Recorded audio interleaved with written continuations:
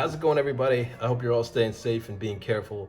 So the OnePlus line of smartphones has undergone something of an evolution over the years, not just in the general sense where phones get better, but the business model itself seems to have changed. Not because what they were doing wasn't working, on the contrary, the changes are by design. Last year we saw the introduction of OnePlus's Pro line. My experience with the OnePlus 7 Pro wasn't terrible, but it certainly wasn't great either. There was a lot to like, from the high refresh rate, 90 hertz display, to the premium materials. But it got some of the very basics wrong as well. Design was excessively clunky as far as in-hand feel. Certainly the bulkiest phone I held all year. Speakerphone quality was pretty bad as well, pretty much unusable. And I had some in the comment section mention to me that this was a general factory defect in those OnePlus devices. Still, that almond OnePlus 7 Pro was very nice to look at, and it was the only gold Android flagship we could pick up in the US last year. Fast forward to this COVID-19 era of 2020 that we're living in, and we now have the third iteration of this forked Pro versus regular OnePlus release. And to be honest, I wasn't even interested in checking out the Pro model personally. Now, ergonomically, the Pro has improved over its predecessors, according to hands-on reviews. But, it's a pretty big phone in its own right. The OnePlus 8 is certainly closer to that ideal size, however. The color options are more intriguing, and you're getting an equally powerful device for less money. Speaking of design, we've got your typical glass metal sandwich on this interstellar glow. Looks more premium than the other Pro and regular OnePlus 8 color options, in my opinion. And even if this mirrored multicolor back isn't your thing, the polished metal chassis is it's nicer, and what you generally associate with premium devices. Matte metal finishes, on the other hand, which you'll find on other color options, have become more synonymous with budget and mid-range options. Overall, the design of the OnePlus 8 reminds me, at least on the front and the sides, of last year's Samsung Galaxy S10. From the placement of the front-facing camera, except it's on the opposite side here, but meaning that it's on the corner, to the curved display, to that polished metal chassis I mentioned. The size and the in-hand feel is a lot like the S10 Plus. The mirror finish is a fingerprint magnet though. My hands tend to be on the dry side, yet fingerprints still show up pretty quickly. So if your hands are greasier or sweatier by nature, you may want to really think about throwing a case or skin on this phone.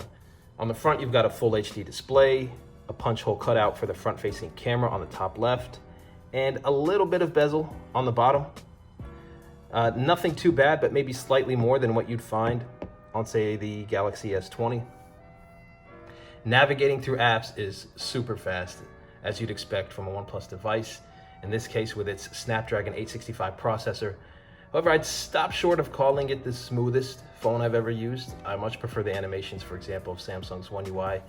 They're just smoother, especially coupled with that 120 hertz display. I even prefer the animations on the iPhone 11 Pro, though that's on a 60 hertz panel. But still, I'm nitpicking here just to let you guys know what some of the minute differences are between these devices. The experience is super fast, as fast or faster than any smartphone out there, and it's smooth enough. And my unit doesn't seem to have a green tint or any of the other issues that some people have reported. Performance in general is fantastic as well. The phone has no issue slicing through just about any task you throw at it. Browsing social media is a breeze. YouTube videos are vibrant and a pleasure to watch. And in case you're wondering, there's not a whole lot in the way of bloatware on this T-Mobile version. You do have a few T-Mobile apps, like their visual voicemail one. Instagram comes pre-installed, as well as Messenger, even though Facebook isn't there. You can, of course, uninstall these apps. Also, just be aware that there's this out-of-place looking T-Mobile column on the Discover tab. Now, you can disable the Discover tab altogether in your home screen settings, but I haven't found a way to only disable that T-Mobile column while keeping the Discover tab. If you do know how to do that, it would be great if you left a comment down below for people who have this phone. It probably no longer has to be said at this point, but the headphone jack is history. You won't find one on the OnePlus 8. However, the speakers are slightly improved over last year's models.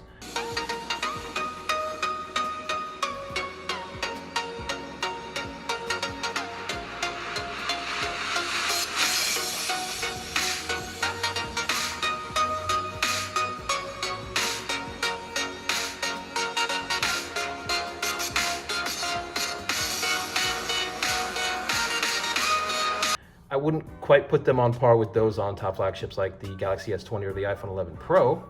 And you know what? Maybe that's not a fair comparison given price points of these phones, but to me, it's a compliment to the OnePlus 8 that we're comparing it to top-selling flagships, because in many ways, it's on par with top flagships, and in some respects, I'd pick what the OnePlus 8 has to offer over some other flagships. For example, Oxygen OS continues to be everything a streamlined, elegant smartphone operating system should be. Almost everything you want, almost nothing you don't. I mean, if somebody asked me what I'd add to today's stock Android, I'd probably start with the ability to change the accent color and the icon pack. Both options have been available on OnePlus devices for years without the need to install third-party launchers.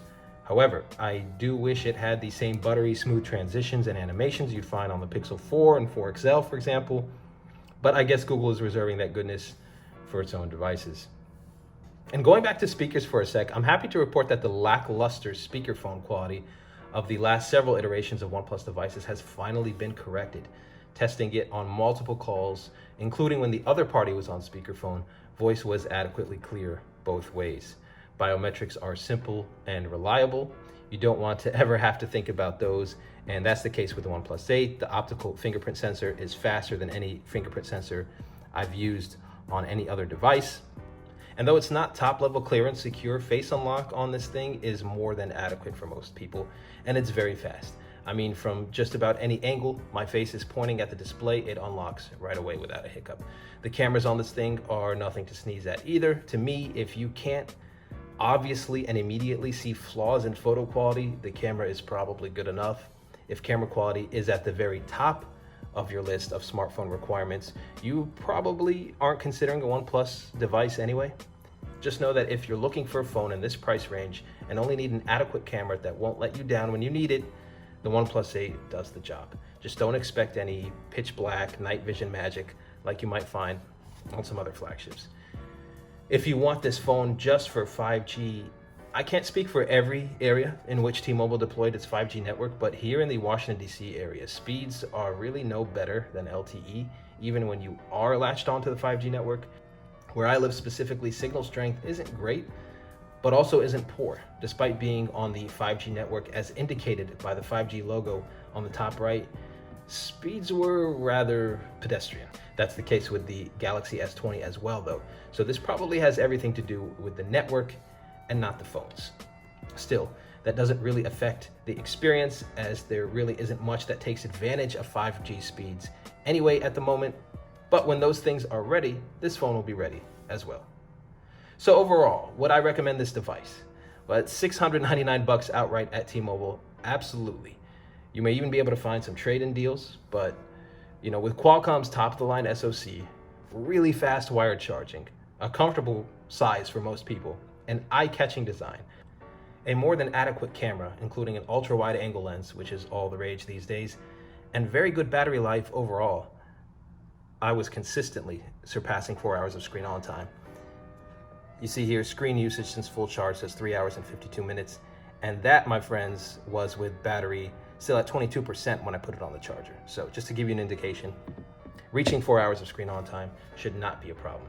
So you aren't missing much in comparison to more expensive flagships. And you're in fact getting as much or more than certain flagships in many respects. So hope you guys enjoyed this review. If you have any questions, feel free to leave them down in the comment section. I try to read every comment and question you all post. I will be doing a comparison review between the OnePlus 8 and the Samsung Galaxy S20, so stay tuned for that. Subscribe if you prefer to be alerted as soon as that's out. Thank you, and I'll see you all in the next one.